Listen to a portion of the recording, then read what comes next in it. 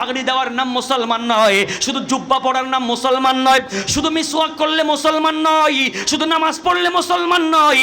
যদি মুসলমান হয়ে ঈমান এনে আরেকজন মুসলমান ভাইকে যদি ক্ষতি করে, আরেকজন মুসলমান ভাইকে যদি অন্যায়ভাবে আঘাত করে, আমার নবী বলেন সে কখনো মুসলমান হতে পারে না। কথা বলেন ঠিক কিনা?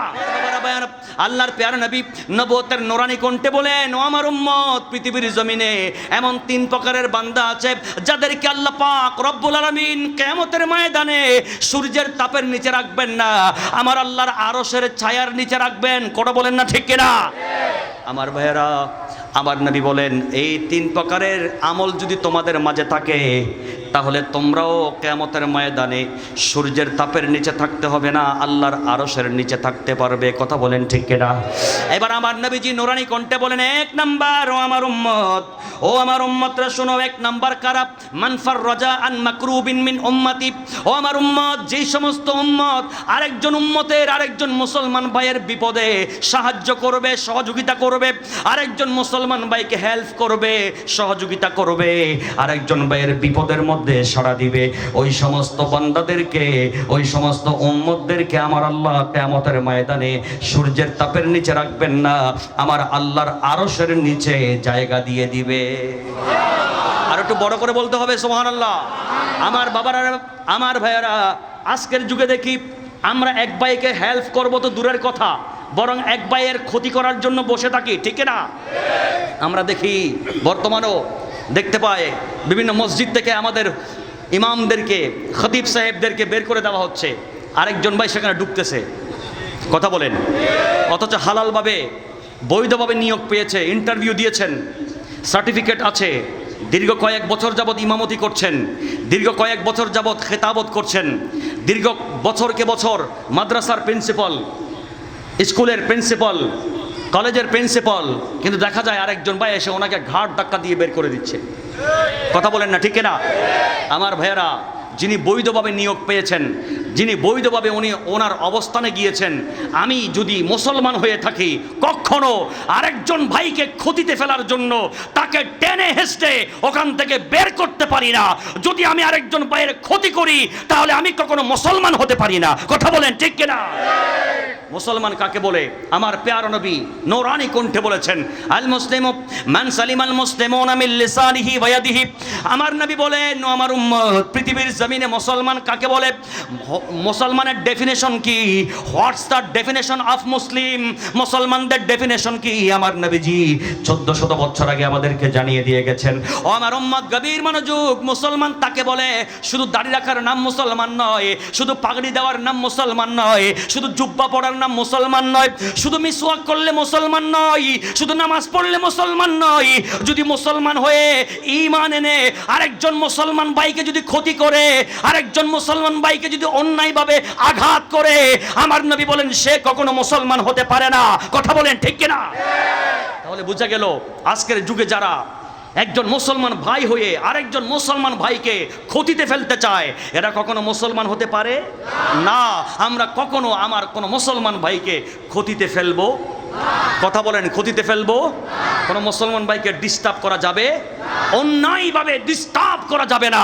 এটা আমার নবীজি মুস্তাফার শিক্ষা, এটা মদিনার ইসলাম, এটা আমার বানানো ইসলাম নয়। কথা বলেন ঠিক কিনা? আমার ভাইয়েরা, নবীজি বলছেন যারা মুসলমান ভাইকে সহযোগিতা করবে, যারা মুসলমান ভাইয়ের বিপদে সাহায্য করবে, আমার আল্লাহ তাদেরকে কিয়ামতের ময়দানে আল্লাহর আরশের ছায়ার নিচে জায়গা দেন। এখন বলেন, মুসলমান ভাইকে সাহায্য করবেন না ক্ষতি করবেন? আরো জোরে। সাহায্য করব, কিন্তু আমরা তো সেদিকে নাই, আমরা এখন বিপরীত দিকে। আমরা কে কার ক্ষতি করতে পারি সেই চিন্তায় থাকি, ঠিক না?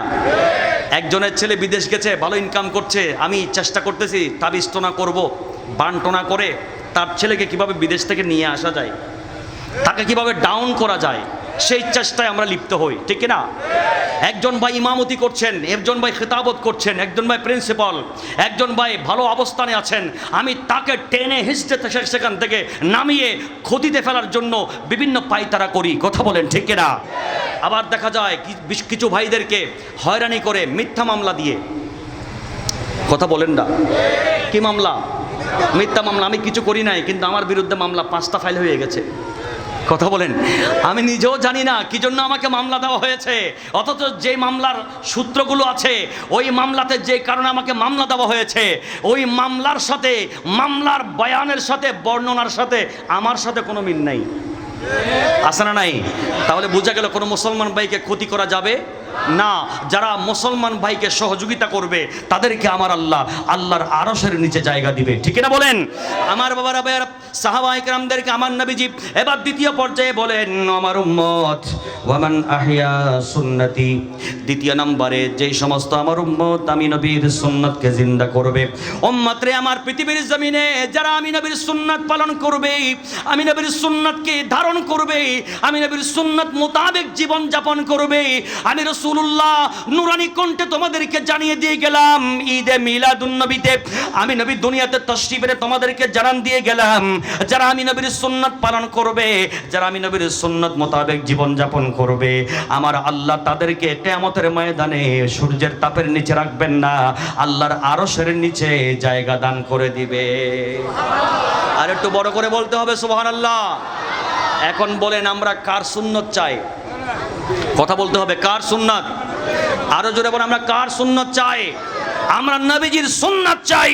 নবীজির সুন্নাত যারা পালন করবে ওদেরকেই আমার আল্লাহ কিয়ামতের ময়দানে আল্লাহর আরশের নিচে জায়গা দান করবে। একটু বড় করে বলবো সুবহানাল্লাহ। এখন বলে আমরা নবীজির সুন্নাত পালন করতে চাই কি চাই না? এক নাম্বার, আমরা মুসলমানকে দেখা মাত্র সালাম দেব। কার সুন্নাত? কথা বলেন না রে বাবা, কার সুন্নাত? নবীজির সুন্নাত। এক মুসলমান আরেক মুসলমানকে দেখলে সালাম দেওয়া, সালাম মানে এটা দোয়া। কথা বলেন ঠিক না? একজন মুসলমানের জন্য কল্যাণ কামনা করা, একজন মুসলমানের জন্য ভালো কামনা করা, ঠিক না বলেন?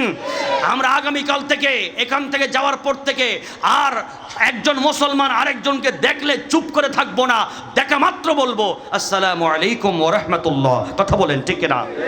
দুই নাম্বার, মাথায় টুপি দেওয়া কার সুন্নাত? মাথায় পাগড়ি দেওয়া কার সুন্নাত? মুখে দাড়ি রাখা কার সুন্নাত? হাতে মিসওয়াক করা কার সুন্নাত? আমার ভাইয়েরা, তাহলে আজকে থেকে আমরা নবীজির সুন্নতগুলো পালন করব, একে একে নবীর সুন্নতগুলো আমার জীবনে বাস্তবায়ন করব, তাহলে আমি কিয়ামতের ময়দানে আল্লাহর আরশের নিচে জায়গা পেয়ে যাব। একটু বড় করে বলবো সুবহানাল্লাহ। কয়টা গেল? দুইটা। কয়টা গেল? দুইটা। আমি আবার জিজ্ঞেস করব, কিন্তু এদিক সেদিক তাকালে কিন্তু খবর আছে। মনে রাখি, আমি ক্লাসের মধ্যে যেভাবে পড়াই মাহফিলের মধ্যে আমরা সেভাবে টু দ্য পয়েন্ট পার্ট করে বুঝিয়ে দেবো ইনশাল্লাহ। আপনারা কথাগুলো বুঝে নেবেন এবং আমল করার চেষ্টা করবেন, আল্লাহ যেন তৌফিক দেন। কয়টা গেল? দুইটা। তিন নাম্বার, আমার প্যারা নবী এবার তিন নাম্বারে বলেন ও আমার সাহাবীরা রে, তিন নাম্বারে ওই সমস্ত ব্যক্তিকে আমার আল্লাহ কিয়ামতের ময়দানে আল্লাহ সূর্যের তাপের নিচে দেবেন না, আল্লাহর আরশের নিচে জায়গা দিবেন। তিন নাম্বার ওরা কারা? আমার নবী বলেন ওয়ামান আকতারুস সালাত আলাইয়া, যে সমস্ত ব্যক্তি আমি নবীর উপরে বেশি বেশি পরিমাণে দরুদ শরীফ তিলাওয়াত করবে, যে সমস্ত ব্যক্তি আমি নবীর উপর বেশি পরিমাণ তিলাওয়াত করবে, দরুদে পাক আমি নবীর দরুদ শরীফ তিলাওয়াত করে, ওই সমস্ত ব্যক্তিকে, ওই সমস্ত উম্মতকে আমার আল্লাহ সূর্যের তাপের নিচে দিবেন না, আল্লাহর আরশের নিচে জায়গা দিয়ে দিবে। এখন বলেন আমরা নবীজির দরুদ পড়তে চাই কি চাই না? আজকের এই মিলাদ যে করলাম, টাকা দিলাম, পয়সা দিলাম, আজকের মিলাদ নবীতে এসে ঠান্ডার মধ্যে বসে রইলাম, আমাদের নবীজির উপরে দরুদ পাক তিলাওয়াত করতেছি। আমার নবী বলেন যারা আমার উম্মতের মধ্যে বেশি বেশি দরুদে পাক তিলাওয়াত করো, ওদের জন্য আমি নবী শুভ সংবাদ দিচ্ছি, কিয়ামতের ময়দানে তোমাদেরকে আমার আল্লাহ আরশের নিচে জায়গা দিয়ে দিবে। আরো বড় করে বলেন, এই হাদিস থেকে কয়টা পেলেন? কথা বলতে হবে, কয়টা? এক নম্বরে, কোনো মুসলমান ভাইকে অন্যায়ভাবে ডিস্টার্ব করা যাবে, অন্যায়ভাবে আঘাত করা যাবে, অন্যায়ভাবে মিথ্যা মামলা দেওয়া যাবে, অন্যায়ভাবে হয়রানি করা যাবে, কারো ক্ষতি করা যাবে না। আমরা কেউ ক্ষতিতে পড়লে, কেউ সমস্যায় পড়লে আমরা তার জন্য প্রয়োজনীয় ব্যবস্থা নিয়ে তাকে সহযোগিতা করব। কথা বলেন ঠিক না?